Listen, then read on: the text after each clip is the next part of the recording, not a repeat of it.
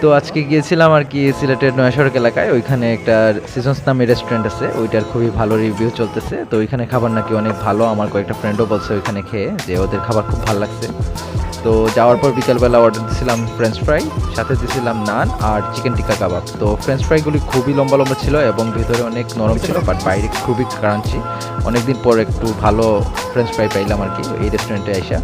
তো যে নান অর্ডার দিয়েছিলাম, নানটা খুবই সফট ছিল, আর টিক্কা কাবাবটা খুবই জুসি ছিল ভিতর থেকে, বাইরে একটু স্পাইসি ছিল, বাট আমি স্পাইসির জন্যই অর্ডার করছিলাম। তো স্পাইসি যারা পছন্দ করেন তাদের খুবই ভালো লাগবে এইটা। তো সাথে যে সসটা দিয়েছিল, সসটা খুবই অসাধারণ, শুধু নান দিয়ে সসটা খেতেই অনেক ভালো লাগছে। আর টিক্কা কাবাবের জুসিনেস আর টেস্ট খুবই অসাধারণ ছিল, কোনো কমপ্লেন নেই আমার। তো আপনারাও যাবেন, আপনাদের বলবেন কীরকম লাগছে খেয়ে, আপনাদের এক্সপিরিয়েন্স।